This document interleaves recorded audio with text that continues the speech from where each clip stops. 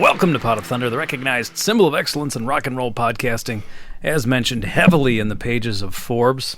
Guess who it is? Here come all flat balls look like Necco wafers. Oh yeah, it's your buddy Andy, America's little brother, as always, joined by, oh, there he is, here he comes. Dancing his way across his home studio from the other side of town. It's Nick Pollock. There he is.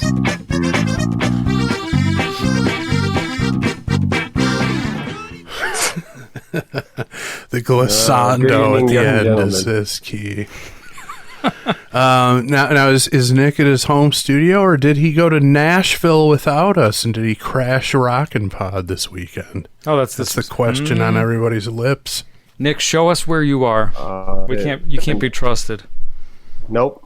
Nick took all the glory for himself. Nick, how dare you? Nope. Yep. He's going to rub elbows with Ron Keel. Yeah. And left Andy and I behind. Well, you know that voice. You want him. We got him.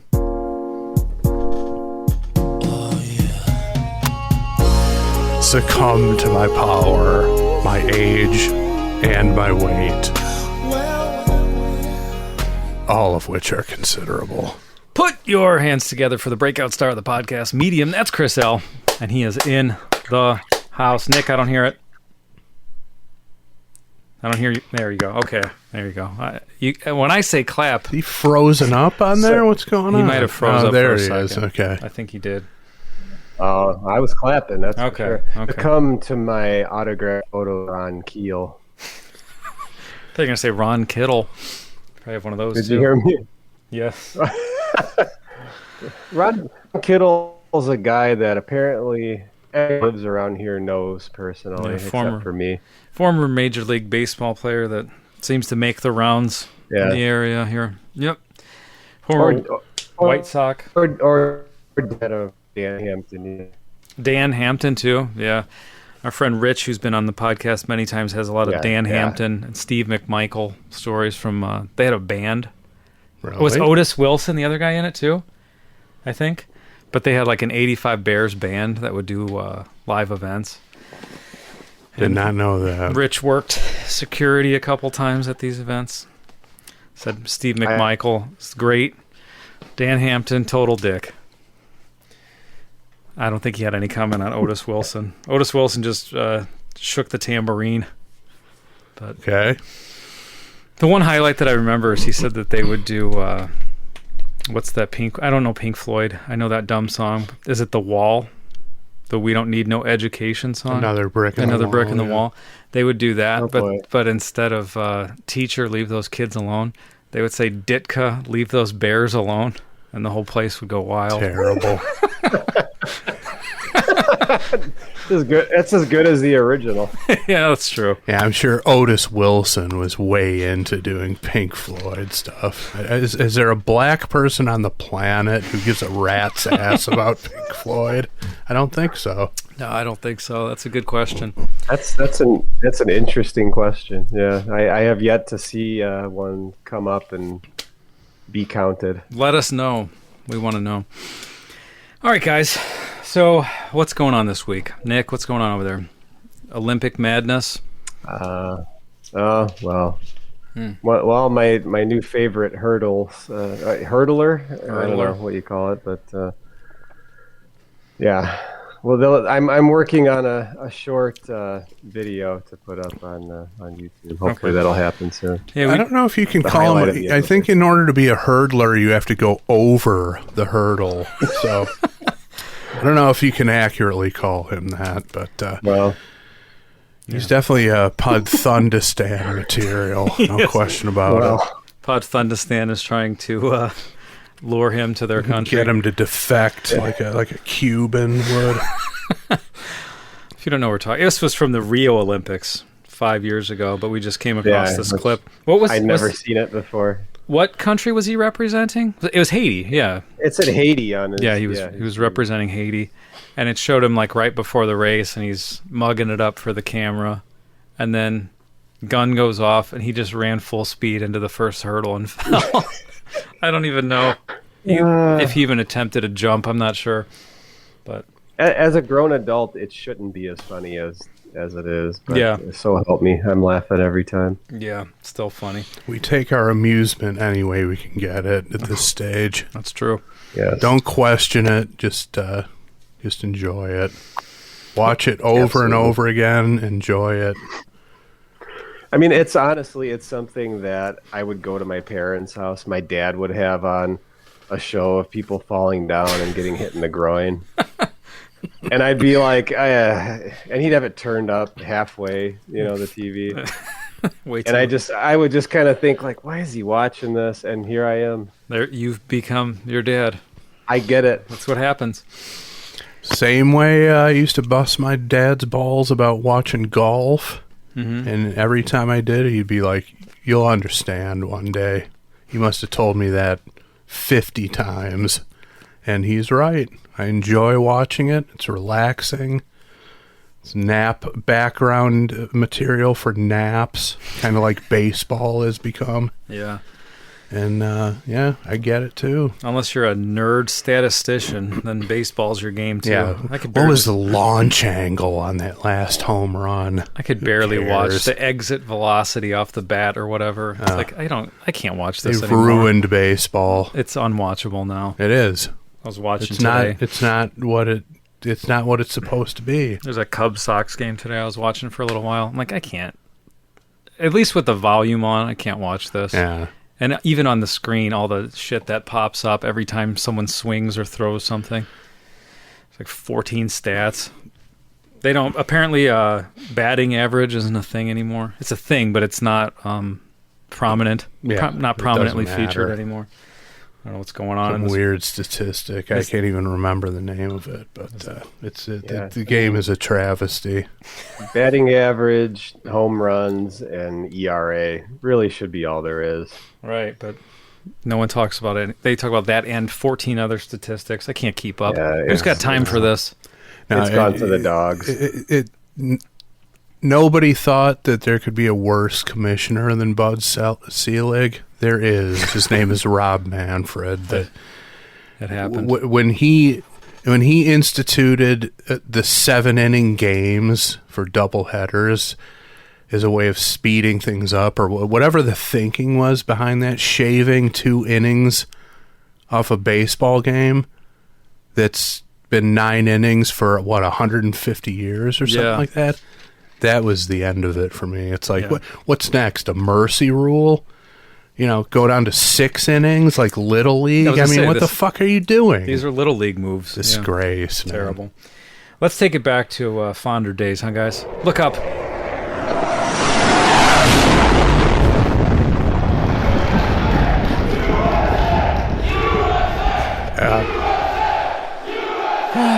You're about to tip off the... Andy in there. What's that? I distinctly hear Andy. Yeah, he's in there. Anybody can hear it. I mean, come on. They're about to tip off the gold medal basketball game. USA is about to trounce France. Although maybe they might lose. Who knows? Yeah, maybe they might. I don't think anybody from France listens to this podcast. Nor do we want them listening to this podcast. I found them to be lovely people. My honeymoon when I went there, I was pleasantly surprised. I was expecting a bunch of dickheads. No one was rude in any way. But maybe that's Paris versus where we went. We went to the Riviera, so that might be the difference. Yeah, I guess they figure if you're in the Riviera, you're not necessarily a scumbag. Like, you could end up in Paris and be a scumbag. You just get an American tourist scumbag, but you're swishing around in the Riviera. Give you a little bit more credit, I guess. I would think so. Yeah. Well, go France. I'm kidding. Just as long as your swim trunks are not American standard length, then they're okay with that. Go back 250 episodes. Remember, I brought them into the room during a podcast or 300 episodes. They had a belt on them. They were really short. You remember that? You guys don't remember that? You had purchased them in France? No, I purchased them for the honeymoon and wore them there. But I told you guys about them, and then I brought them in during one of the podcasts. I vaguely remember that, yeah. They were navy blue with an orange belt, with stripes in it. They were like what Halle Berry was wearing in Die Another Day. It's inspired by. Yes, exactly. All right, and somehow Andy actually had a smaller bulge in front than Halle Berry did. I don't know how I managed it, but I did. Hey, guys, it's Nick's turn to pick from the listener submission list. So, are we doing that? It's your call. Are we doing something else? Yeah. You got plans? Yeah, no, I think we're gonna just business as usual. Okay. Yeah, there are too many things that we could do, and it's just, I think the smart money is just on chugging along. It's not on Pot of Thunder. No, it's not. I don't know. The smart money and Pot of Thunder are things that don't go together. But let's see what our exit. Right, exactly. What's the whip on this selection that we're about to have? But no, it's at the discretion of whoever's pick it is. That's the bottom line. You know, people who, some notable rock star deaths have occurred. People have been clamoring for tribute episodes. We take those suggestions into consideration, but at the end of the day, it's at the discretion of the host whose turn it is to pick the song. That's it. And in the spirit of what ZZ Top is doing right now, just carry on business as usual. Barrel ahead. Plus, we did a ZZ Top episode not long ago that features Dusty Hill on vocals, so go listen to that. Mm-hmm. There you go. It's like, how much control are we going to give these fucking listeners of this program? I mean, it's got to stop at some point. Enough is enough. Yeah. Bring Nick, sideways sashaying in to, set things straight. Yeah. Are you ready, Nick? I'm Do you have the ready. Bozo Pewter with you? I've got the pocket edition. Okay. Yeah. Okay. Well, fire it up. Oh, there it is. Fuck? Stand by. Let's go over to the Bozo Pewter. Would you unfasten a Velcro strap off that thing at the beginning? What happened? What was that? All right, Nick. We've got number 3372 Wow. on that list of almost 4,000. I think it's 3,800 something or other. 3372. What do you think? 3372. He's thinking. He's looking.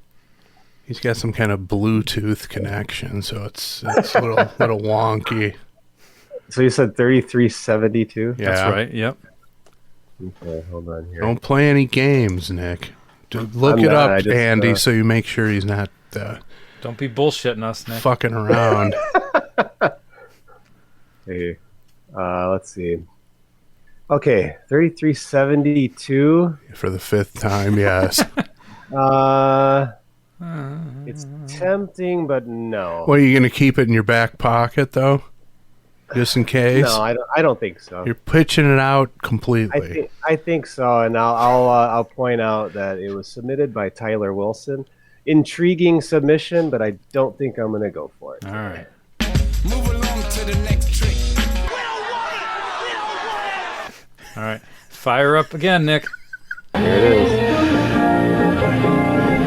Where is the We Don't Want It clip from? I don't That's recognize Sinbad from Jingle All the Way. It is? Yeah. Number 406, Nick. Way at the Oh, top. dear. Yeah, it's Sinbad is in line with everyone else to get Turbo Man, the toy that all the parents are after for the kids for Christmas. And they come out and say, we're out of Turbo Mans, but we've got plenty of his sidekick Booster. And he's pissed off.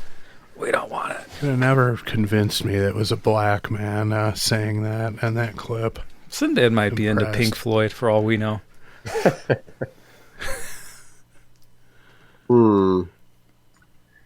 don't really want this one. Okay. This one's going straight in the trash, huh? I'm afraid so. And it was a friend of mine, Mr. Ken Block, submitted it. Wow. It's just not one that I really want to do right now. Fair He's enough. name checking the guys that he's pissing on this week. I mean, he's taking control back of the show in shocking fashion. All right, well, here we go. Move along to the next trick. One more pull, Nick. Here we go. Taking back control with extreme prejudice. All right, 1449, Nick. 1449. Oh, boy. Okay. 1449. Let's see if Nick's into it. Maybe he's into it. Yeah, what is this? Does this count? If you have to ask what it is, we're not doing it. It's that simple. There's nothing about this that's familiar. I'm sorry. Get rid of it. All right, one more.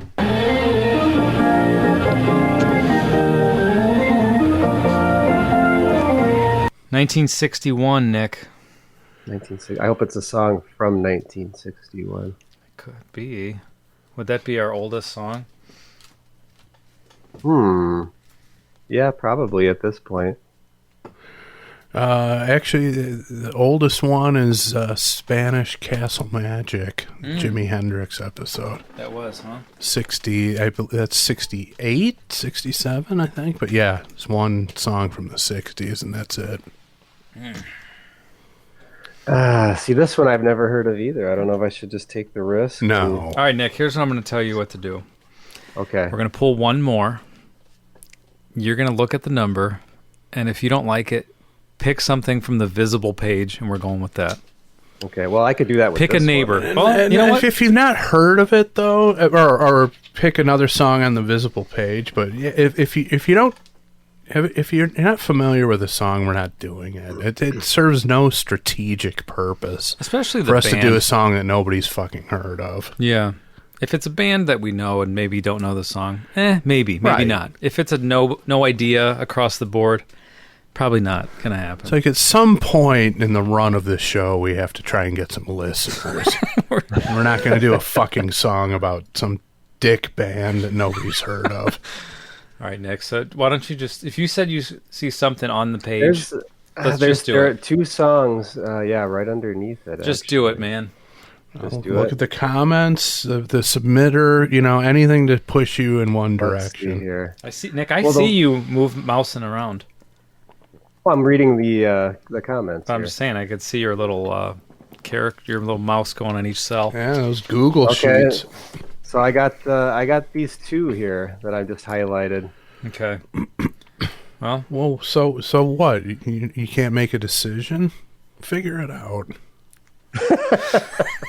All right, there's one that's dedicated to me. Wow, let's do that. All right. Okay. Are you ready? Sure. Here we go. Turn the microphone over to Chris Jericho. All right, Howell. This one's called Mockingbird Girl, Off of the Tank Girl soundtrack. by the band. The Magnificent Bastards. Okay. Yeah, I don't know what this is. I know Well, this one. it'll probably be familiar once we hear it. It's well-known 90s frontman side project. Well, it's Weiland, right? It's Scott Weiland, yeah. And it's they only recorded 2 songs that I'm aware of. This and How Do You Sleep for a John Lennon Okay. tribute album. And this is from the Tank Girl soundtrack, which is one of those soundtracks which is arguably better than the movie. That was a thing in the 90s, huh? The big soundtrack where they would get all these bands to do exclusive material. Yeah. How did they pull that off? Was there must have been money. Yeah. Yeah, but that's a thing that's gone by the wayside over time. And this was submitted by our friend Tom Codel. boy. yeah. Oh, yeah. And he's well aware of my affinity for this particular song, so I'm sure that's why he submitted it. Yeah, when you said a song was, excuse me, dedicated to you, I was kind of hoping it would be Cocksucker Blues by the Stones. But alas, not to be. Well, it depends who you ask. Now, give me a little info about the Magnificent Bastards. I vaguely recall how this phrase is associated with Weiland, but if I'm not mistaken, Magnificent Bastards is a military famous military unit. I did not know that. I believe so. I believe it's and which makes me think that I could be wrong. Maybe somewhat the inspiration for the Inglorious Bastards. I don't know that with certainty, but I think that's where the name comes from. It's an actual some sort of military unit from years ago. And I don't know who really the other guys in the band are. I think they're session guys. Oh, okay. That was my next question. I don't think it's really anybody. Nobody notable. No, I don't think it's anybody from a well-known touring act. Mark McGrath is not in the Magnificent Bastards. No, but there was another weird supergroup thing that Weiland was in. I forget their. It was like Wonder Girls or something like that, and it had all kinds of. It had the singer from Sponge in it. Really? A few other people, and I don't know what their deal was exactly, but yeah, he was a guy who tried things out, I guess you could say. I'm trying to find out who was in the band. I guess it's not that important, but yeah, I think it's mostly session guys, and it just that's from 1995. Film starring Lori Petty, who not seen in anything for a very long time. Yeah, she was in the League of Their Own. I'm pretty sure Ice-T was in it. In the movie? Yeah, he was like some weird dog guy. Oh, I remember that now. They did a Mog half man, half dog to Ice-T. I guess so, yeah. Barf. Yeah. Okay. Yeah, there was some heavy hitters on the soundtrack.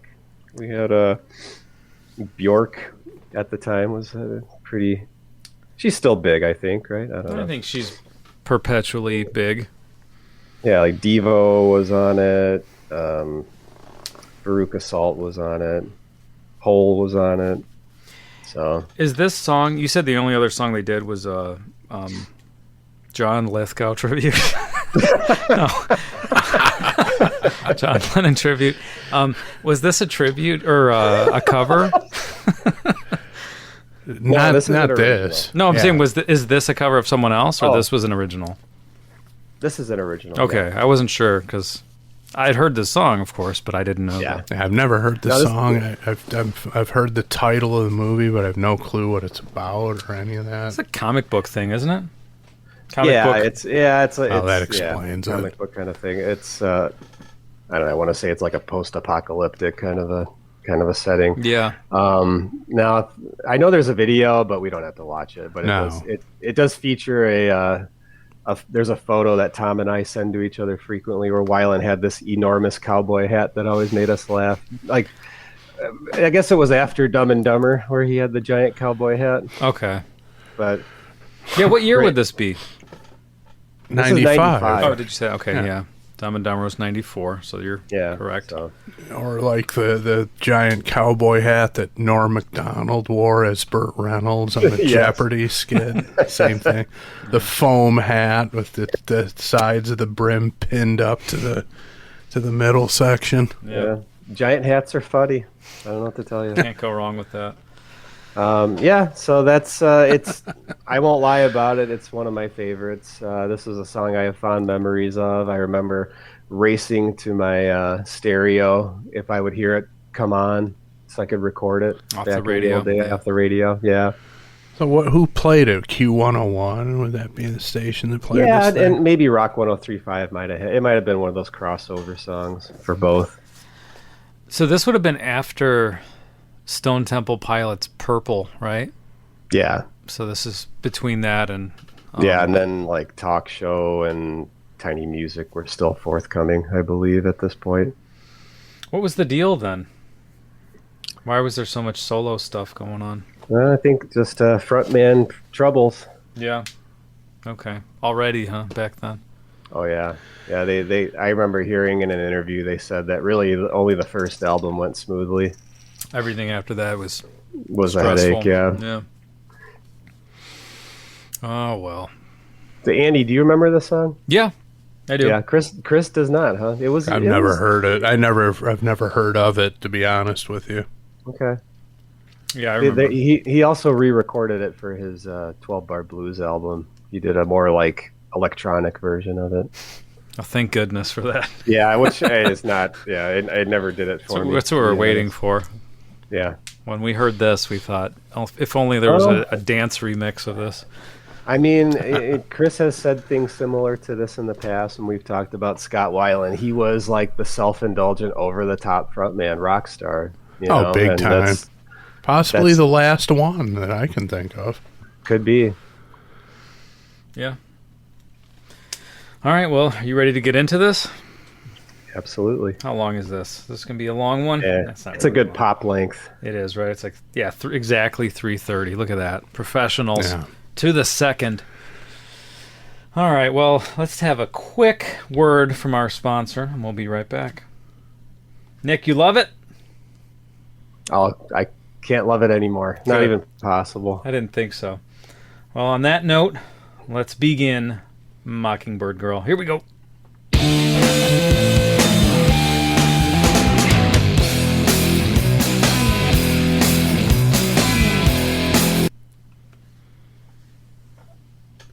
Yeah, Nick, the trademark 90s. The trademark 90s, overdriven to the point of feeding back guitar. Mm-hmm. It gets into noise rock kind of. It's got like that, the fuzz tone distortion versus like a more hard rock distortion. So it's really compressed and square wave distortion. So it's not necessarily pleasant to the ear. It's not smooth sounding, and like that sort of lead guitar line at the beginning. I'm having drawing comparisons to like Weezer or like the aforementioned Veruca Salt is kind of reminding me of that a little bit. I think they're on this album. It's definitely of the time. Veruca Salt is on this album? Yes, they are. Yep. What song? Aurora. Oh, cool. Okay. Yeah, Louise Post was a customer at Guitar Center, regular, when I worked there. That's cool. One of the other guys on the guitar floor wanted to bang her, and we kept trying to talk him into, work up the gonads to ask her out, and he just never would do it. But he was like way into her, which I don't blame him for. But he just never took the plunge. And this was before the guy who would take his shirt off and run through the store. No, it was not. He was the stock guy in the back. This is one of the fellow sales guys. This isn't the unbelievable guy, is it? No, it's not. Oh, that another guy. Yeah, he'd be married to her. Yeah, if he felt like it. If Fat Stan wanted something, he got it. Let's put it that way. No, she came in all the time, and like we knew that she was in Veruca Salt, but this is before that they sort of became famous, and she was just like a regular customer. That was no big deal, but attractive young woman, and this guy on the guitar floor had a major crush on her, and just never went that extra step to ask her out. So we tried to get him to do it. He just wasn't going for it. So he blew it. He did blow it, kind of like Andy's blown it with a couple notables that I won't mention, but I bust his chops about it frequently. He knows what I'm talking about. Yeah. Nick might know what I'm talking about, but I'm not name checking anybody. But it's on that level of a blown opportunity that I would classify it as. Okay. All right.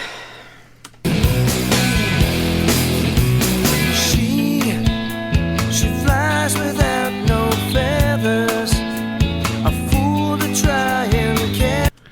Okay, now it's becoming vaguely familiar to me, the hook there, when they sort of, doing that other trademark 90s thing where it's, loud, aggressive, fuzzy guitars, and then suddenly on a dime it goes to the clean tones and stuff like that. The whole dynamics, it was a signature move in the 90s. But yeah, this vocal hook is I'm having vague recollections to hearing it. Yeah, it's Sorry, Nick. We're on a little bit of a delay with you, so yeah. Sorry to the listeners for the lag there. Well, it's a long way from here to Nashville, so it's not like he's 1 or 2 towns away. It's we didn't have this delay last week. Nick. Plus, I had to push all the doors and the desks up against the front door there to the hotel room. It's like a Blues Brothers scene happening. Yeah, they after what I pulled, but this song it's one of those songs that. Sorry. What happened? You're just it's glitchy, but whatever. Just continue. What were you gonna say? Okay. Pay your fucking internet bill next month. How's that? Try that next time. Oh goodness. It's a song that after Weiland had passed away, I had heard an interview with the Stone Temple Pilots guys, and they said how into country music he was. And I never really paid that much attention to that being an obvious influence, but once I heard it, I'm like, oh, okay, yeah. There's so much that melodically is like an old country song. This song being one of those. Well, it also influenced his choice of wearing huge cowboy hats on the regular. Yes. So, the influence is obvious to me. I don't know what everybody else is missing, but I don't necessarily hear it so far in this. Again, it's just got so many of those 90s signature, qualities to it that I'm not, hearing any quote-unquote country music thing. But this was, again, right around the time when, every dickhead was wearing a Cash T-shirt or had the, Johnny Cash giving the finger to the That's cool, man. photographer, tacking it up. And it's like, everybody was jumping on the Johnny Cash bandwagon when, 2 or 3 years prior they thought he sucked because he was a country artist. Man, if you got that poster, you're a bad dude. Yeah, exactly. Like a certain fuckhead who worked at Playboy, and not just worked at Playboy, was handed the reins to Playboy. Yeah. What a fuck that guy was. Jesus. And like Andy said, first way he decorated his office was with the Johnny Cash flipping the bird poster. It's like, okay, you've just announced to the entire company that you're the biggest poser on the planet. So congratulations for that. Really well done. What an asshole. Yeah, at least he didn't hide it. Yeah. I don't know. I guess there's some credit. Hiding it sometimes. Yeah. I mean, he just screamed it from the rooftops that I'm a poser and I suck. At least he let us know the end is near. Prepare yourselves. I'm taking this down the toilet. Here we go. Yeah, pretty much, Like Nick said, well, Nick was saying there's something to be said for covering that up. At least we knew what this guy was about from the get-go, and he just never made an attempt to conceal it and just made you scratch your head as like, who the fuck handed the keys to the kingdom to this motherfucker? Unbelievable. But yeah, so why did you bring up the country music thing? Are you hearing some country music elements here? In the vocal melody. Yeah. I mean, I'm trying to think of a particular country singer that it's similar to. I'm failing at that, but just in the like super hooky, kind of unapologetically almost sugary sort of a melody line that we're getting. Yeah, no, it's we're in the chorus here, but I'm remembering the hook of this vocal line, which is if you can work a hook into a verse. Yeah, and not necessarily the chorus yet. You're onto something. So yeah, it's definitely ringing a bell. This vocal melody. I don't know, I'm a fool. Yeah, a visionary's daughter. She don't care that you are on her. She'll kill you once, you won't mind. You'll ask her twice. I wanted to talk about the lyrics because this is a type of a lyric, especially where it ended, that's so very popular, I think, right now. Ooh, okay. And that's the she'll kill you once, you won't mind, you'll ask her twice. I think that kind of a theme is so popular currently. The whole like the killing me softly kind of a vibe. It like adding a horror kind of true crime horror element into a romantic song. Yeah. I hear that. You hear that a lot. You know.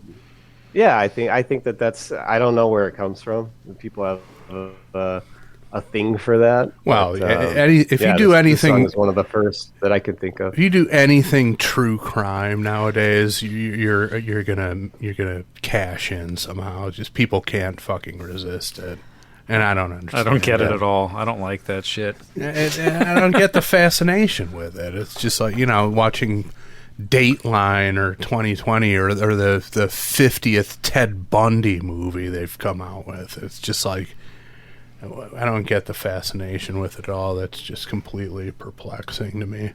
But, my life's bad enough. I don't need that on my downtime. Yeah, I don't, especially with the woke generation. It's about tolerance and love and peace, and all they fucking want to do is listen to stories of people dismembering people and all these gory crimes being committed. Seriously, No, right. it doesn't make any sense to me. It doesn't align with anything. And there's a weird romantic element to it too. Yeah, like I don't know where that comes from. Yeah, people are fucking weird nowadays. They've probably always been, but just the weirdness is on full display. Yeah, stay away from people. It's true. We talked about this earlier, specifically about the outrage people are expressing that ZZ Top is continuing on without Dusty Hill. It's like, just shut up. Yeah. If you don't like it, don't buy a ticket. These guys, that's their decision, and guess what? By all accounts, Dusty Hill and probably the other members as well, although I don't know if they could pull it off without Billy Gibbons, but like if Frank Beard kicked it, he probably told those other guys, look, man, if I don't wake up tomorrow, just keep going, you know? And so if that's the agreement, that's fine. And if people stop buying tickets, maybe they'll quit, but people are showing up, so why quit? What else are they going to do? Right. Yeah, what, suddenly they're just going to hang out at home? I mean, they could. They're in their fucking 70s. I mean, but, But if they don't want to, they don't have to. Exactly. Because there's a market out there. But because someone on the internet said they should, they don't have to listen. Well, and that's another, we're going off on a little tangent here, but, Charlie Watts of the Stones is sitting out this tour because he's got a medical issue. And, of course, there's the purists who say they shouldn't play these shows without him, blah, blah, blah. The other thing people have to remember about bands on this level, they employ a lot of people, both directly in their organization and at the venues where they play. You pull the plug on a tour, a lot of people are going to be out of work. Mm-hmm. A lot of people's income is going to be affected. Don't think that they don't take that into consideration. That, there's a love of playing music, sure, but that's a big machine that they're running, and, you pull the plug on that, a lot of people are affected, and not just the people who, have to get refunds on their tickets. I'm talking like people who are actually employed by that organization. So. Yeah. Yep. All right, back to the song.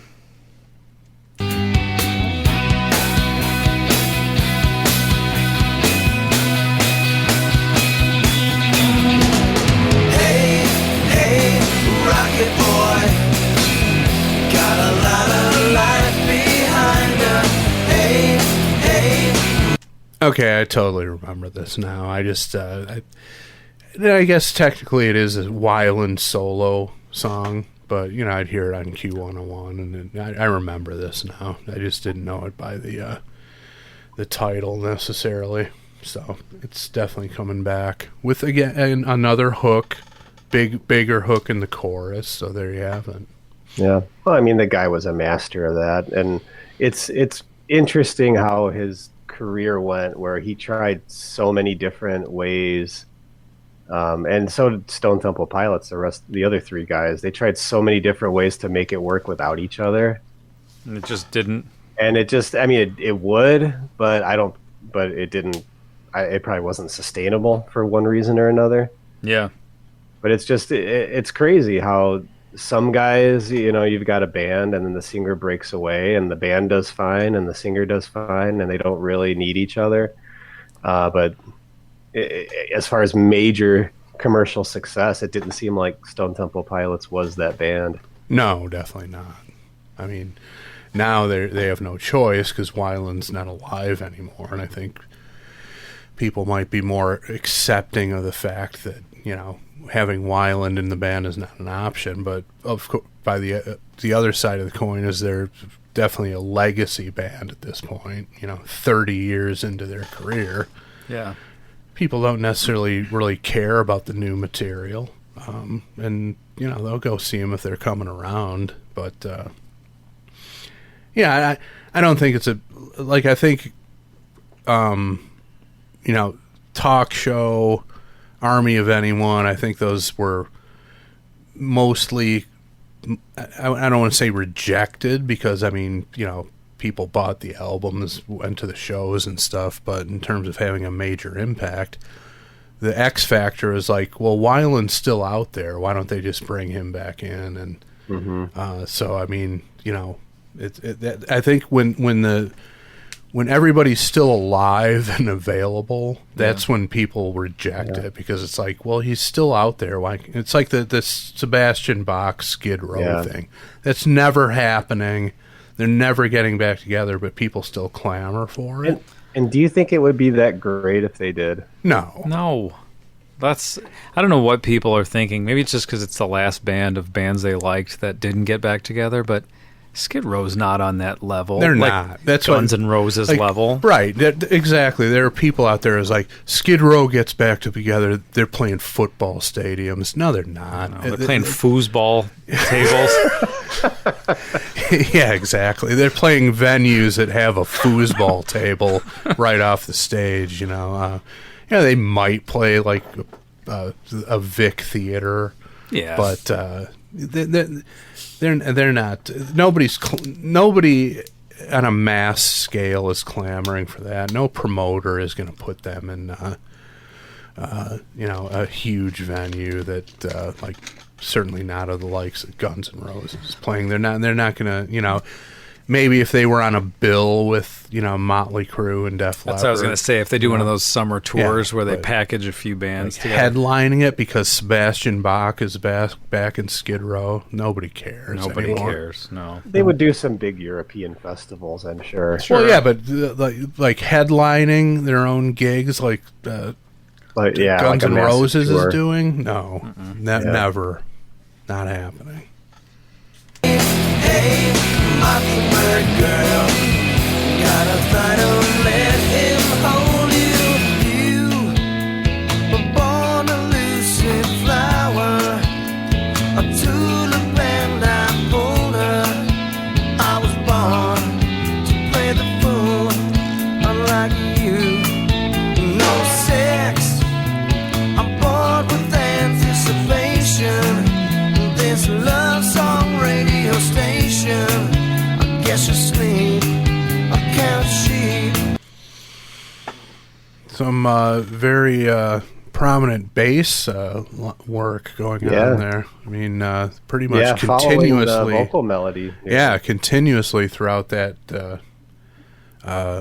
verse. So I didn't really notice that in the first one. I don't think it was going on, but nice twist and. Definitely a nod to STP, where you had a lot of that sort of bass playing going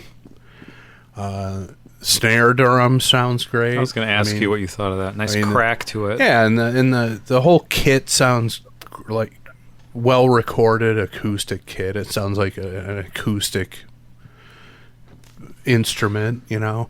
That was the new Guns N' Roses single that came out, I think, today. Oh yeah. Yeah, I listened to it. I didn't mind it, but it's just like the drums just sound so artificial, and it's all just loud and, you know, brick walled and all the shit that makes it fatiguing to listen to. This is nicely recorded, and there's like space in the music, and it's not like blaringly loud. So I mean, this is a nice recording. Really, I got a message today actually. Someone asking like, "Hey, I know it just came out. Can you guys do the new Guns N' Roses song?" I mean, it would have, you know, had some timeliness appeal, and just not to take too much time on it. But I listened to it. I thought it was all right. I didn't hate it. There are a lot of people that can't stand it, but I thought it was okay. But it's certainly not, you know. The quality of this recording is, we've talked about it recently, but it's like you just don't hear recordings of this quality for a rock band anymore. It's just, I don't know, that unfortunately that element of massive, you know, big time music, it just seems to be gone. Unless, of course, you're, I don't know, Jack White or somebody like that. Yeah, or I mean, dare I say, like a Mumford & Sons or something, where it's not a loud rock band, so I'm going to assume that the recording quality is a little better, and that they paid a little more attention to getting a good recording and getting these acoustic instruments sounding like they should. But like big time loud rock and roll, it all sounds so artificial compared to this, which is really a nice sounding recording, very high quality. Once you dream,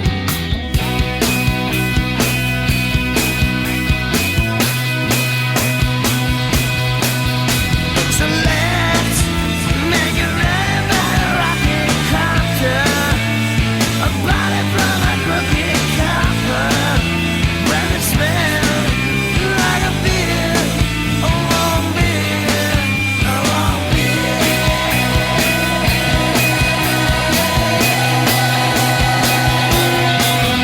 That's cool. I like the how thrashed his voice is on that part. Must have caught him at the end of the day or something. Yeah, recorded out of sequence. Like they say, John Lennon doing Twist and Shout or something like that. Mm-hmm. Sure, yeah, same kind of thing. Yeah. No, yeah, definitely. You know, yeah, nowadays this song it'd be definitely shows his vocal range.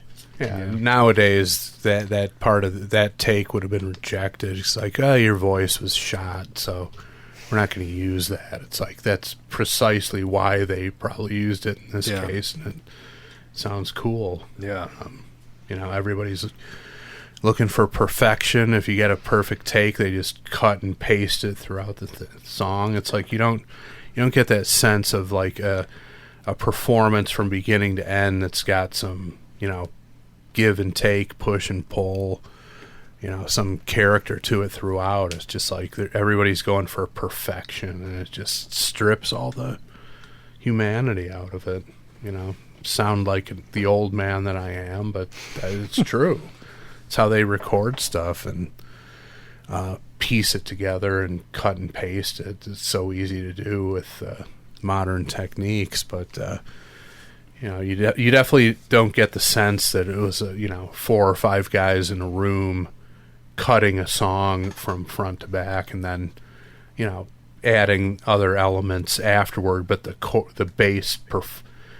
basic foundational performance is playing a song from start to finish. You just don't get that sense a lot anymore. Hey, rocket boy, got a lot of life behind us. Hey, Mockingbird Girl, gotta fly, don't let him hold you.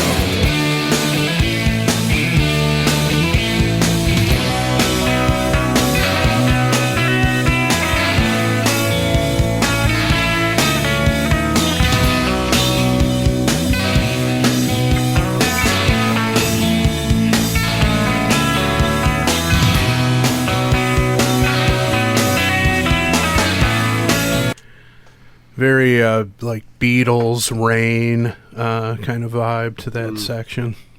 Yeah, nice sounding stuff. Yeah, and with the drums are still kicking full force, but then the distortion's backed off the guitar.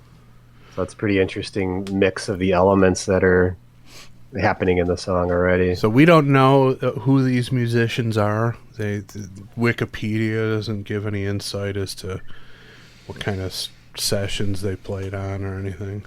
You know what? I'll look it up. I think Discogs. I think I looked it up before on Discogs, so I'll report back in a moment. Okay. And did Scott Weiland play instruments? I believe that he was one of the 90s frontmen that kind of sort of like a Lane Staley. You'd see him with a guitar once in a while, kind of dabbling with it. So probably enough to put a song together, but he's not really going to play it start to finish live. No, I don't think he was not really known as an instrumentalist. Okay. I mean, I think he knew what he wanted when he was in the studio with composing and things like that. But as far as like playing instruments live, I don't think I've seen that happen very much. Yeah. Okay.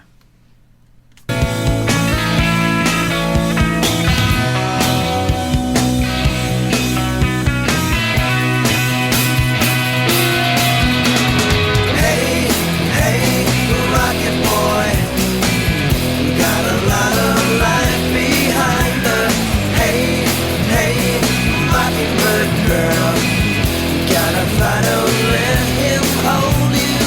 Hey, hey, Mockingbird girl, gotta fly, don't let him hold you down.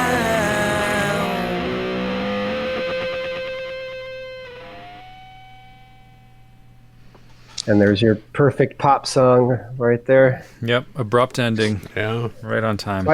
I got the names of the guys. I can't say I know really any of them, but give them to us, Nick. Give them to us. Jeff Nolan. Oh yeah. Don't even know what instrument he played. I believe this is the drummer, Victor Indrizzo. Right. Yeah. Who's a session guy and played with a bunch of people. You know that guy, Chris? Like. No, I've got the lineup on my phone here. Xander Schloss. Great name on that guy. Okay. Yeah, another guy that I'm not really familiar with, and a guy named Bob Thompson, who it looks like is the bass player. Yeah. So it's really not anybody that's ringing a bell at all as far as them being in a big name band. It must be just some session guys that he was hanging out with. Yeah, I'm seeing some notable names in the related artists. There's Circle Jerks. There's Red Cross. Those are hardcore guys, huh? Masters of Reality. Sam I Am. Thelonious Monster. So, there's some bands I recognize. So, I think it's just a bunch of guys from other, somewhat less known but notable bands of the era. And I don't see it listed here for some reason, but I want to say that this drummer was in Alanis Morissette's band at some point. Okay. Well, Nick, you picked this song off the list. It's your turn to vote. Sweet Surrender or Kick in the Crotch. Give it to us. Hugely sweet Surrender. It's Sweet Surrender. Hell yes. Yeah, as I said before, this is a song that back when it was out, it only was in circulation or rotation rather for a brief period. But I was all over the place, jumping off of my bunk bed, the top bunk, to get to the radio to record it if I ever got the chance. Loved the song, loved the video. I get why, I'm glad, of course, Stone Temple Pilots got back together with Weiland after this, but I did love the 2 recordings that this band did. Wish there was more.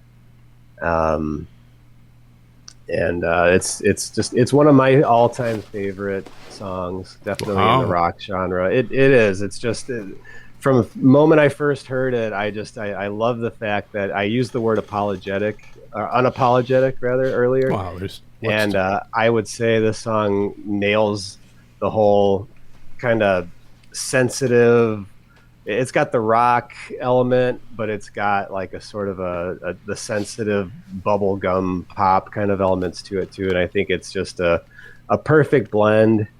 It's of the time. For sure. With a lot of the elements, and it's just great recording. The star is his voice. He's got that sort of sensitive, singing the really sweet melodies, and then there's that middle bridge section where his voice sounds blown out, and he's really going for it. And there's just so much to love here. So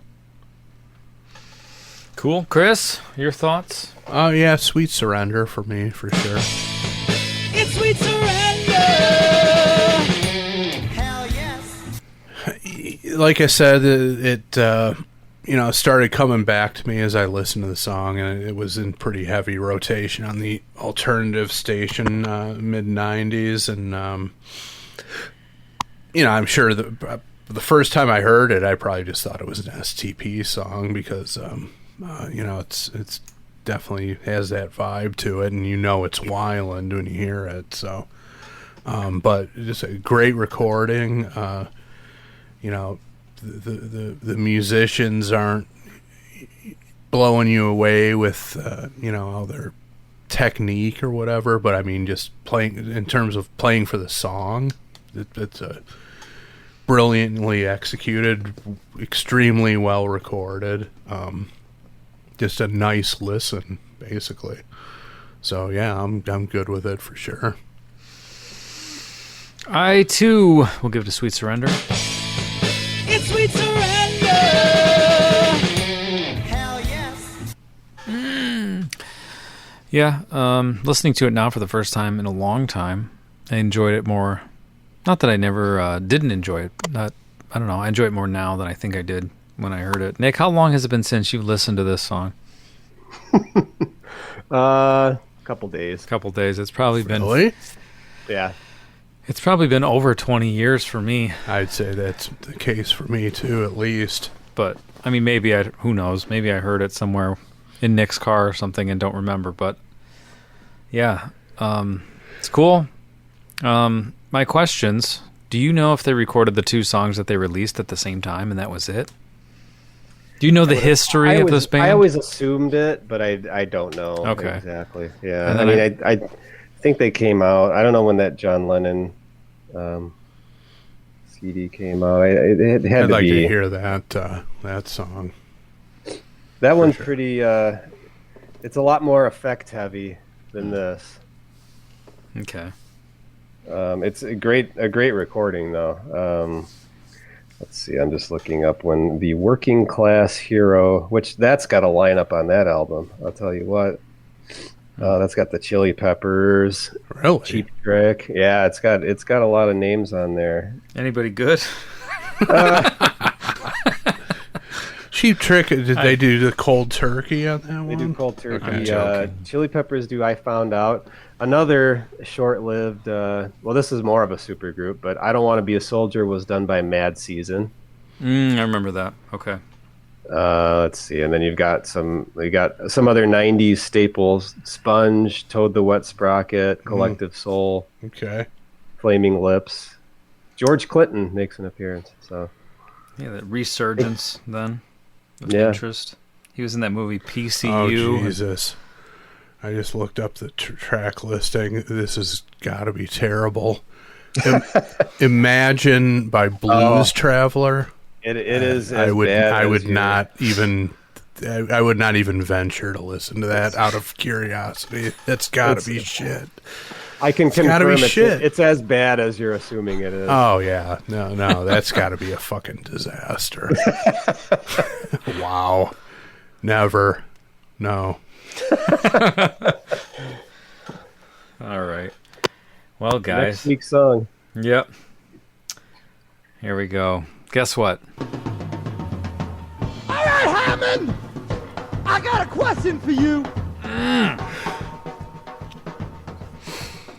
Paul Stanley needs to know if Mockingbird Girl is a rock and roll boner classic as voted by the 3 rock and roll boners in this room. What is a Mockingbird Girl? I don't think there's a single Stone Temple Pilots Scott Weiland penned song that I understand anything he's talking about.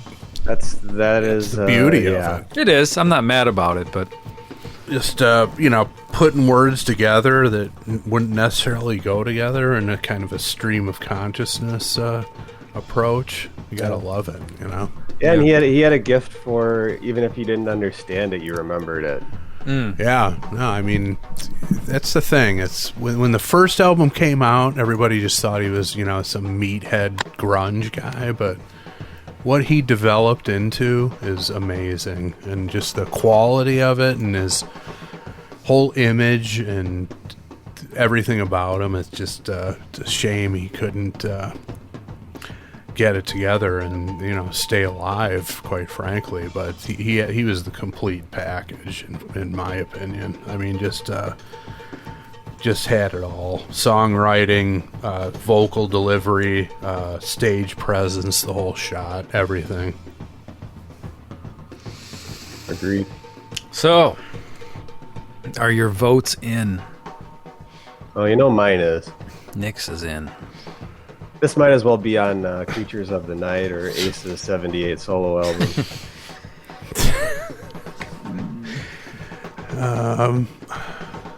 Yeah, my vote's in. Sure, why not? My vote's in. Who's voting last? You or me, Andy? I'll vote last. All right, it works. All right, let me get my clips ready here. He's saying clip. Well, I don't know where this is going to go. Some suspense, yeah. I don't know where this is going to go. I know where Nick's going. I don't know where Chris is going. Yeah, we know where Nick's going. That's why he goes first. Again, we have to do some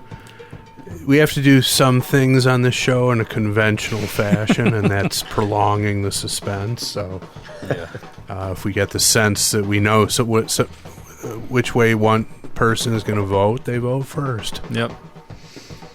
All right, Nick, whenever you're ready, you start it. Rock. Roll. Wow, it's a boner. And he got it!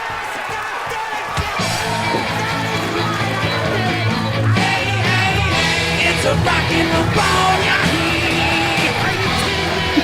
Who do you think you are? I am. Get it right. And then after that tirade, they get Pete Weber into the studio to record certain parts of songs. Yeah, like How Do You Sleep? I think you bring that sort of angst into the vocal. It would work.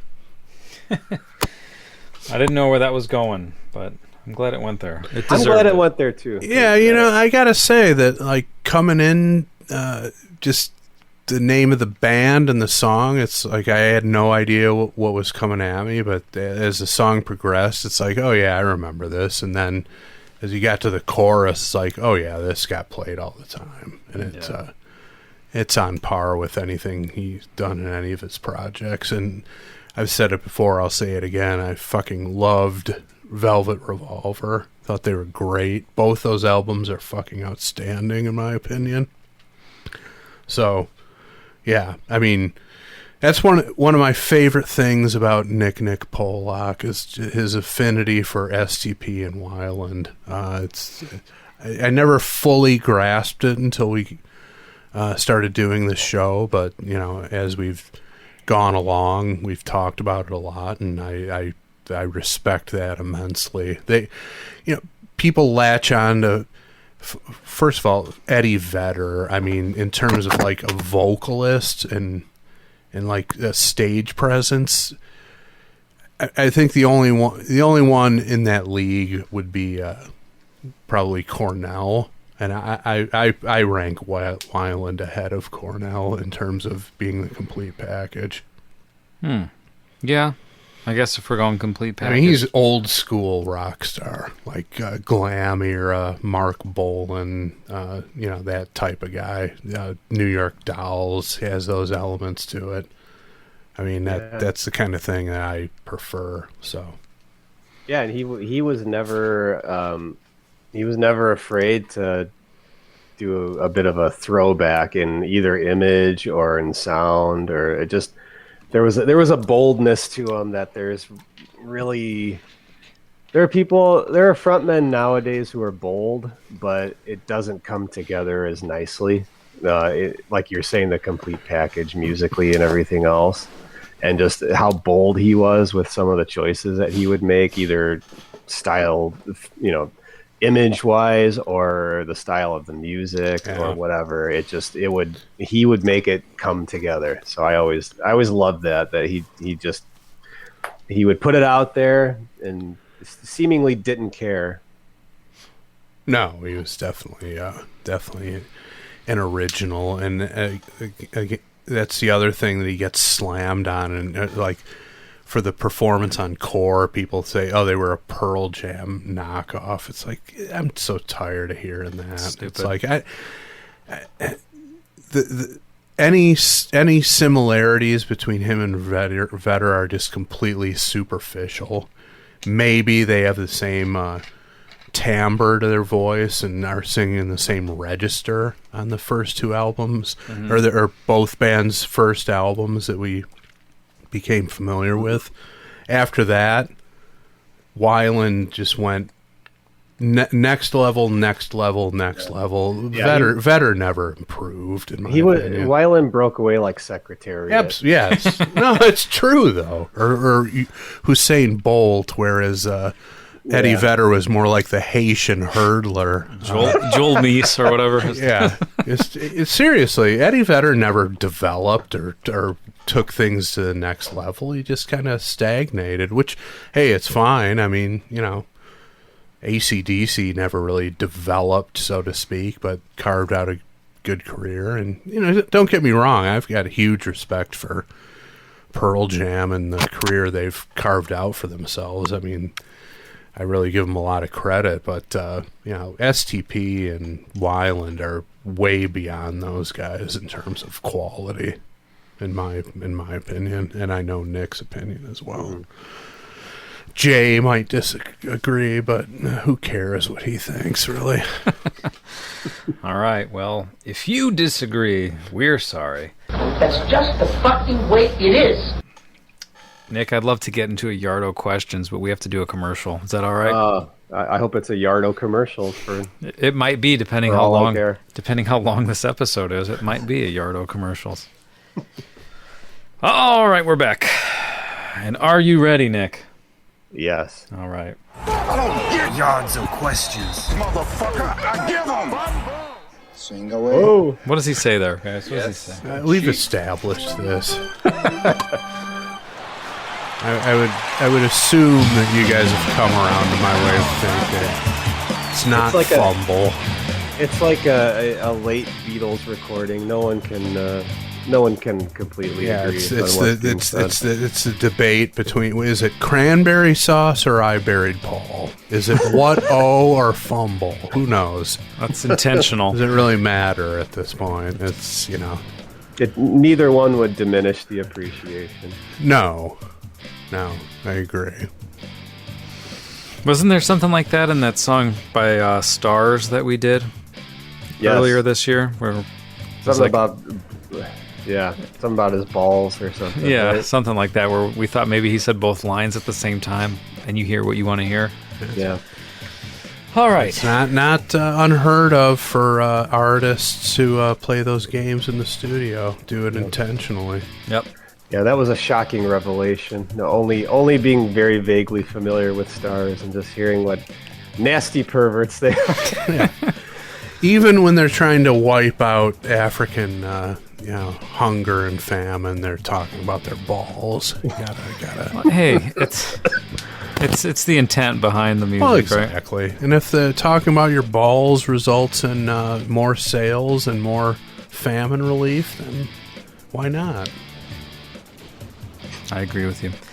All right, I've got a Yardo questions from our pal, dear friend of the show, my buddy, Gavin W.A. Gavin, yes. Drummer of the band Bent Knee, at Bent Knee Music. Excellent band. I hate to bring this up in front of everybody. Uh-oh. But a couple years ago, I recorded an episode of his podcast. I don't think it ever came out. It never did, huh? I don't think so. Just didn't make it off the cutting room floor. Oh, jeez. We'll have to find out what happened there. Wow.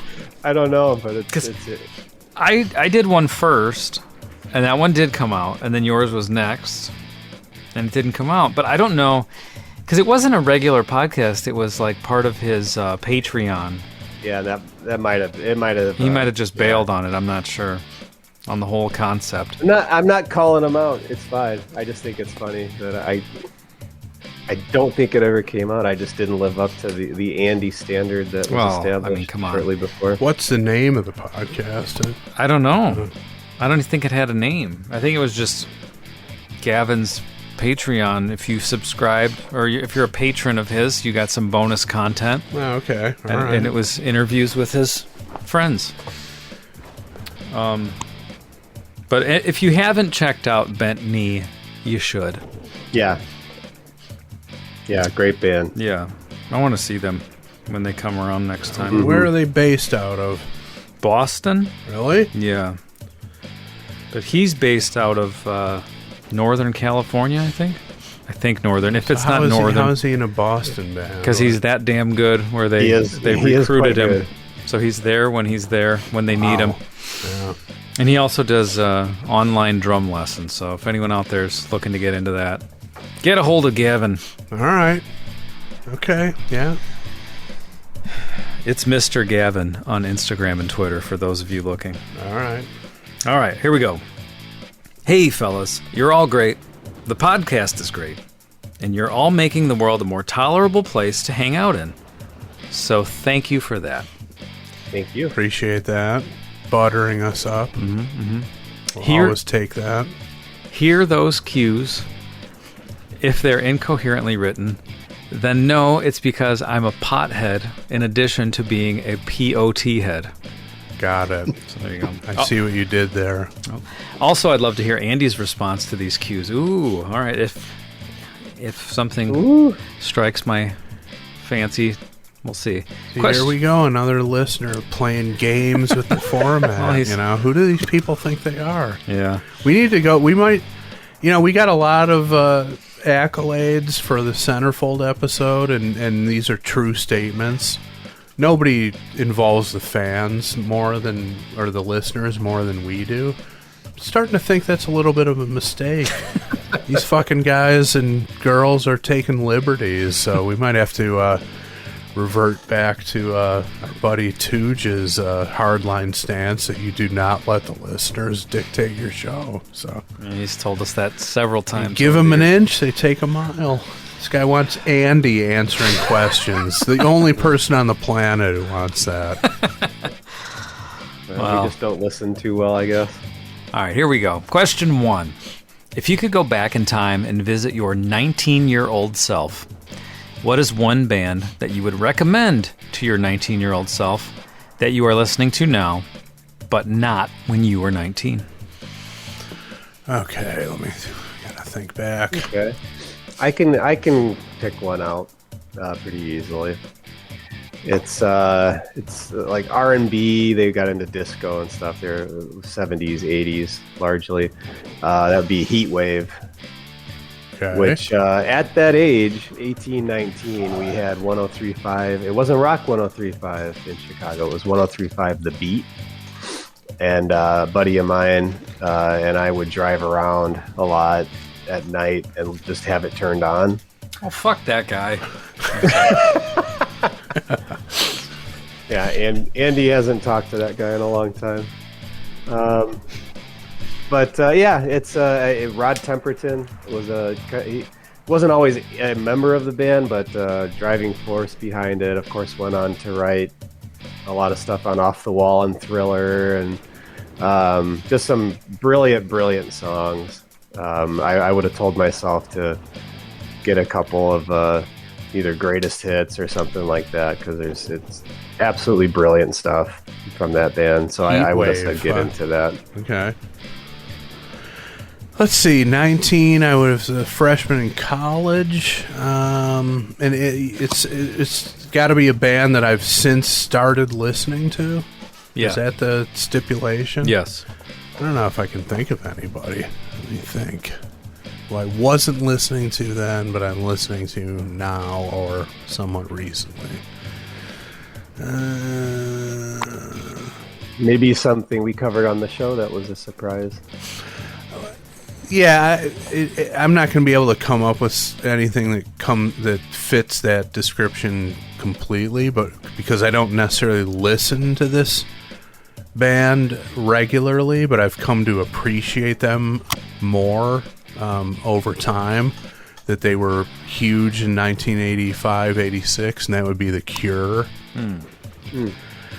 I've saw their Rock and Roll Hall of Fame induction performance and just various live shows over the years, and they're an impressive live band, and people were way into them in college, but I was just like, I don't know, I thought it was a little too I don't know, maybe for lack of a better word, a little too effeminate, sensitive for me, British, whatever you want to do. All the same. Yeah, but exactly. But they're a band that I've definitely come to appreciate and respect more over the years, and I should probably, take this as an opportunity to actually start listening to them. But that's the band that's coming to mind for me from that era of the mid-'80s. That's a band that I never got into, but I would agree with you that there's a lot there to respect, and there's like they kick off the Crow soundtrack with a great song, and it's just I don't know, for some reason I never latched on to it before, but it's something I could see myself kind of getting into a few songs here and there if I dug a little bit into it. Well, and then on the theme of this episode, if you want to talk about tribute albums, their version of Purple Haze on the Stone Free Hendrix tribute album is outstanding and totally has hardly any similarities to the original whatsoever. Whereas, there are a few songs on there, just like on any tribute album, they're almost straight renditions of the original. A complete original Cure appropriate take on Purple Haze. It's brilliant. I don't know if you guys have ever heard it, but you should check it out. It's fucking great. Really good. Worth it.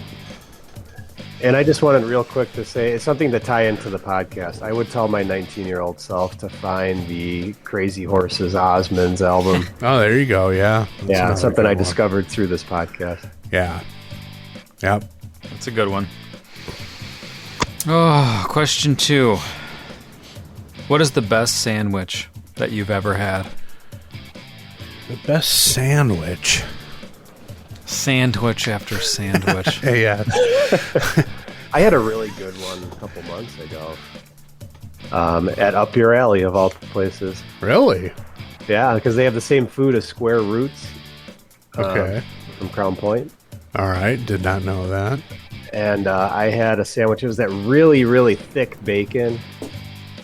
And it was a BLT, but so it had this really thick bacon, had some cheese on it, lettuce and everything. The tomatoes were pieces of fried green tomatoes.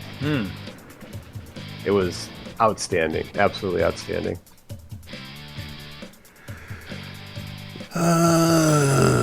Best sandwich I've ever had in my life. That's a I don't know. It's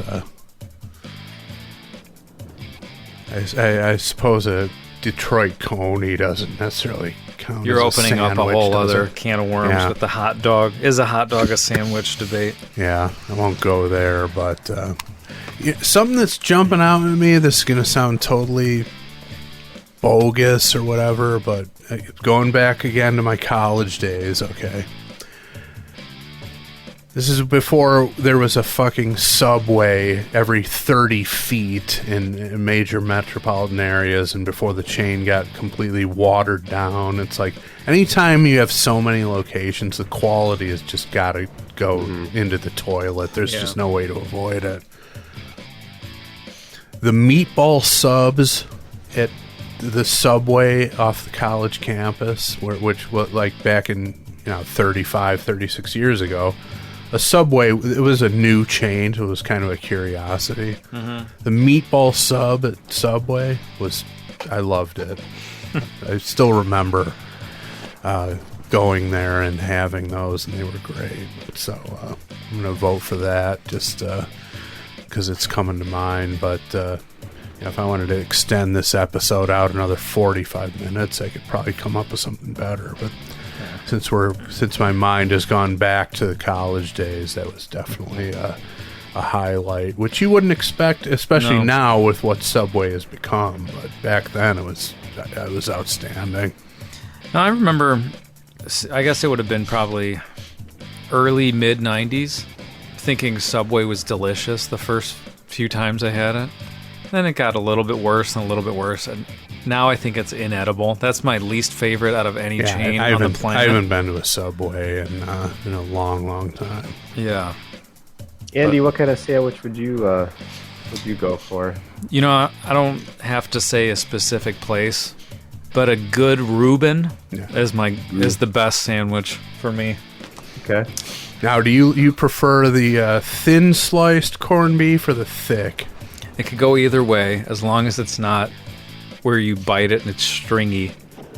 Okay. If it's overly fatty, I don't like it. Yeah, so you run that risk with the thick cut corned beef. So that's why it's got to be thin sliced for me. But the Thousand Island, the kraut, and the corned beef, it's a brilliant combination, no question about it. It's a slam dunk of a sandwich. Yeah, no, I 100% agree. Grilled marble rye. Oh my God. Yeah. I'll be back, guys. I'll go get one right now. Yeah, and you're not going to go to Subway to get it either. So the Reuben, the Cuban is somewhat similar. Cuban is a good one. Well, the Cuban is ham and chicken, right? Ham and mustard. Ham and like a pork loin. Or ham and pork, is that what it is? And then mustard, pickle. Yeah. Okay. Yeah, and just before you run a hurdle event, don't eat a Haitian. No.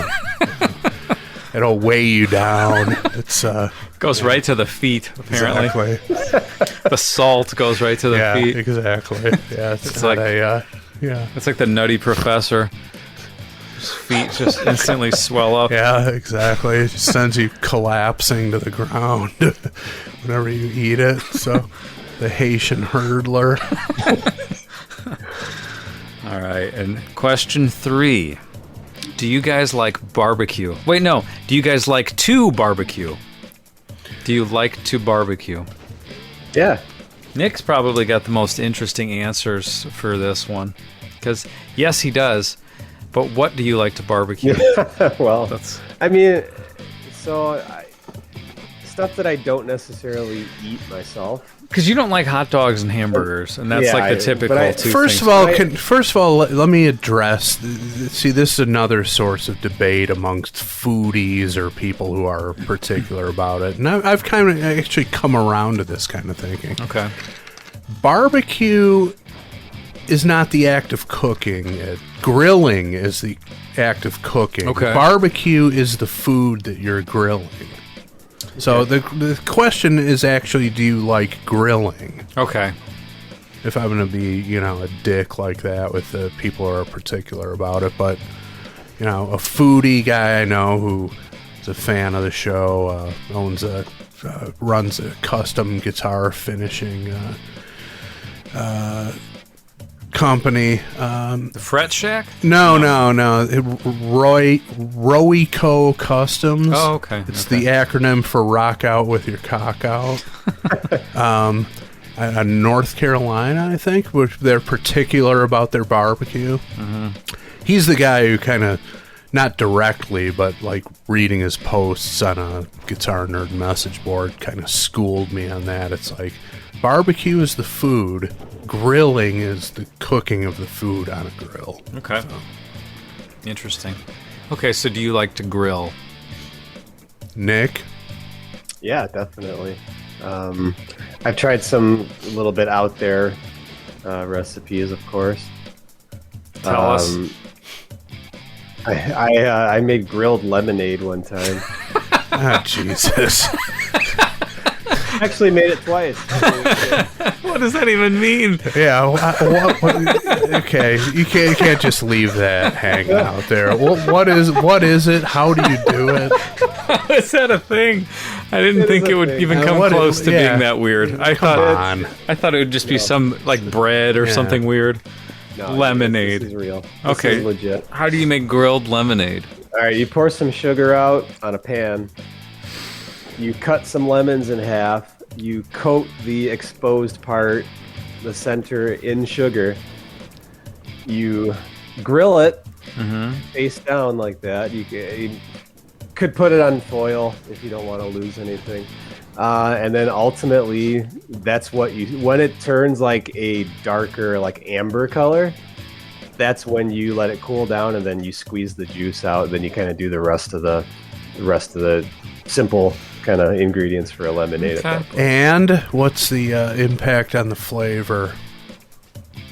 It's a little more intense, I guess I would say. A little smoky. Okay. Smoky, a little bit of a smoky kind of a Which thing. you would expect. It's quite off good. the grill. Okay. That's interesting. Fair enough. I wanted to make fun of it more. Okay, what's your favorite food to grill then? Not your favorite beverage not your to favorite grill. drink to grill. Only Nick would do that. Water pie to fucking grilled lemonade. Did you ever end up trying that water pie? I did not, actually.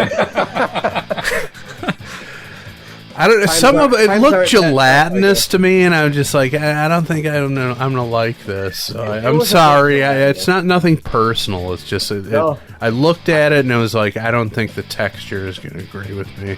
I have a thing about gelatinous pie. Like I don't. If it's a pecan pie and it's gelatinous, I can't do it. Yeah, it's like that residue that's in a Spam container, that weird fucking fat, gelatin whatever stuff. that is, It's yeah. like it.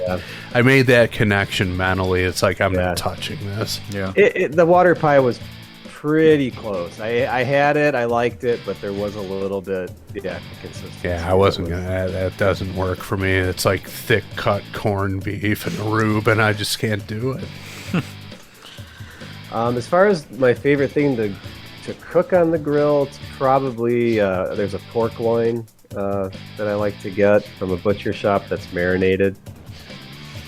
From Rob's, I don't know perhaps? exactly what's in the marinade, but it's really dark. It's almost like it must have soy sauce and some other kind of stuff in there. But barbecued lemonade, perhaps.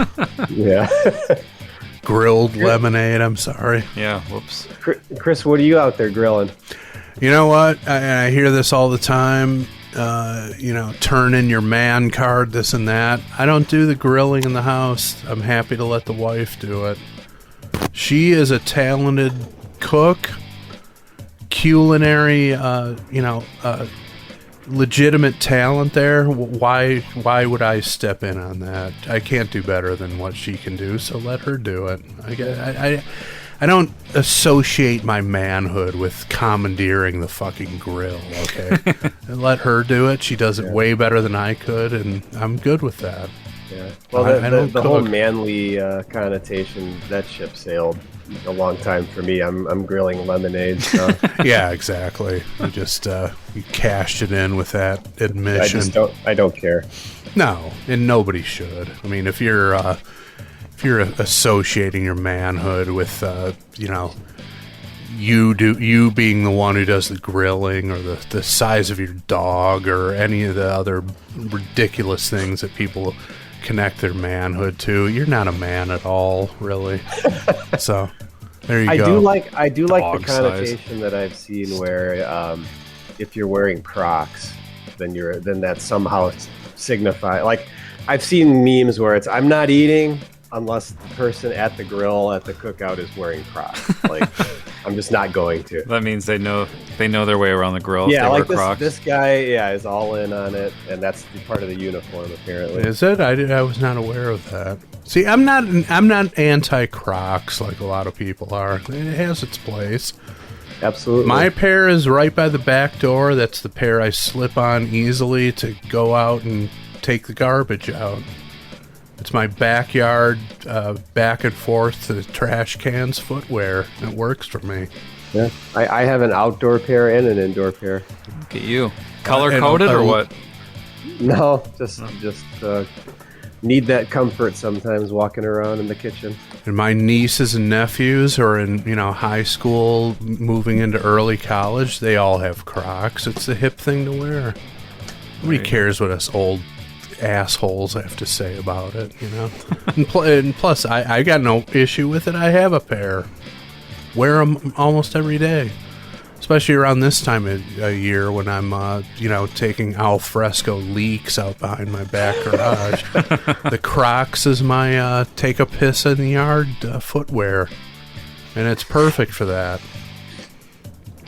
There you go. Strange thing. I was at a hardware store today. And, the new thing that I've never, who knows, maybe one day I'll come around to it, but I don't have any understanding or experience with it. But it's the big green egg that those smoker grills or whatever that people... Those things are expensive. Yeah. I was walking past that section and I heard a guy tell another guy, man, this thing goes up to 1,000 degrees. It's like, okay. Yeah. Yeah. I don't know that much about what that would do. I don't either. Burn your food. Well, burn your lemonade. Perhaps a lot of meat, you want to sear it first because they say it locks in for like a steak or whatever. Yeah, and I know for pizza dough, if you, you're probably not going to put a pizza on there, but I know that the higher you can get the temperature, the better the crust usually comes out. So I'm sure there's some sort of advantage, but for how much they sell those, I'll probably never find out. Yeah, I don't know. I don't mind a good hamburger hot dog cookout and being the one doing it. I'm not good at it. I don't claim to be good at it. I always get the temperature wrong, not enough charcoal or too much charcoal, or you started cooking the food too soon, or that something's wrong, or the fire goes out and you've got half cooked. Well, there's that. It's like, oh shit. Yeah, I mean, there's a sweet spot where you gotta get the work done in that window of opportunity. Yeah, like if you're going for round 2 or something, you got people over and the fire's gone. Yeah, you got to start over. Yeah. So I don't mind it. I like to eat it if someone else is cooking it and doing a good job. And then also, if we're gonna get into more elaborate things like brisket and all that stuff, I love eating that, but I'm not making it. Well, brisket is that's an all day thing if you're gonna do it right. Yeah. So if someone wants to invite me over to eat it, I'll be there. But yeah, some of that stuff. Yeah, like Chris said, I have a little smoker, kind of a cheap one, so it doesn't cook the stuff too quickly. But yeah, that's an ordeal. That's a process. Yeah, to do it right, it is.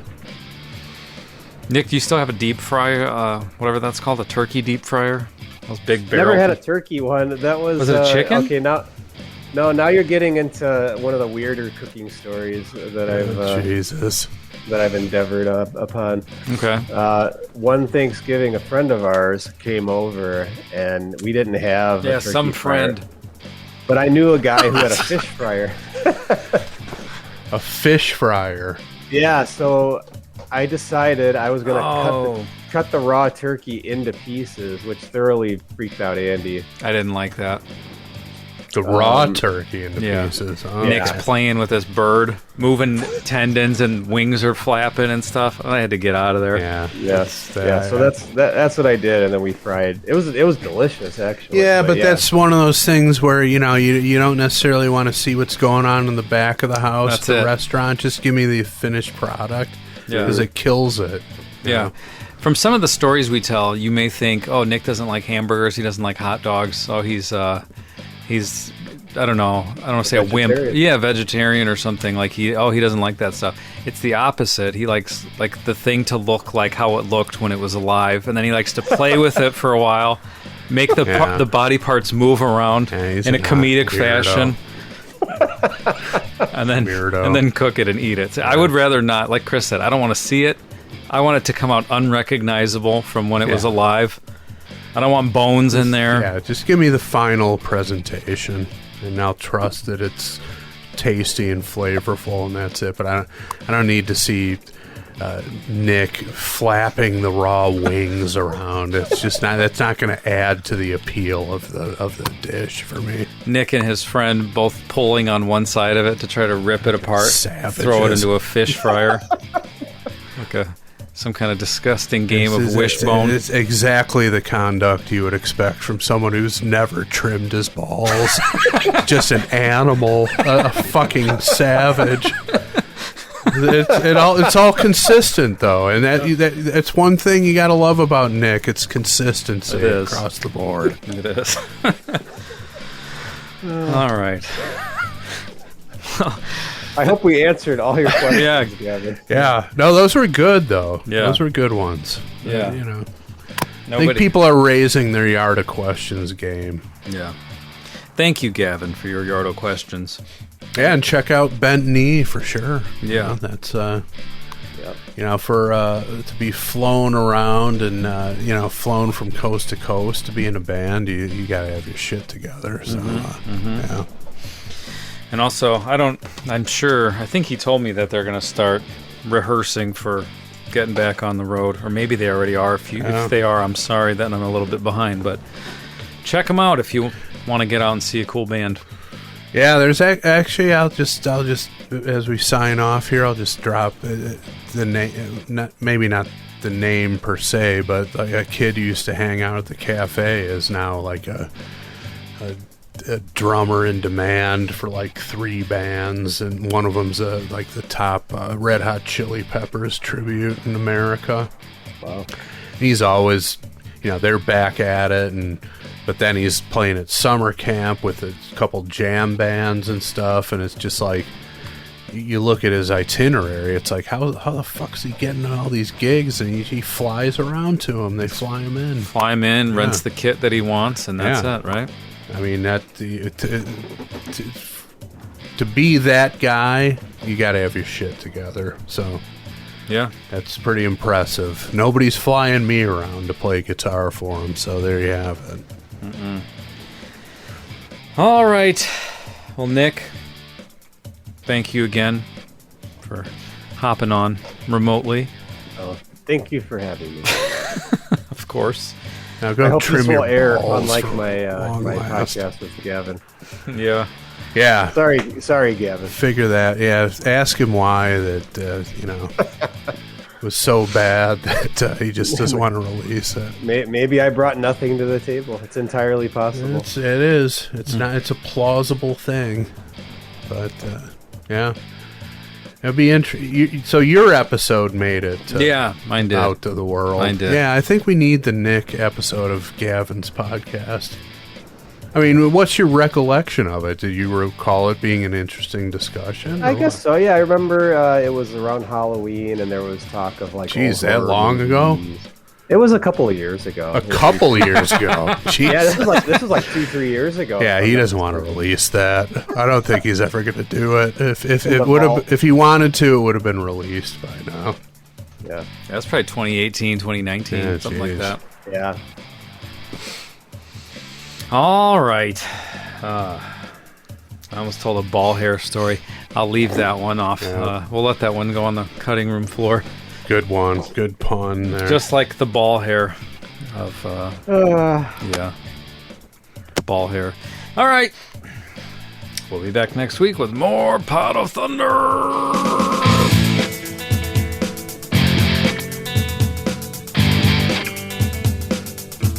When podcast was began, yeah.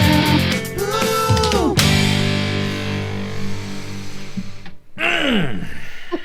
There it is. Oh, that was good. We did it again.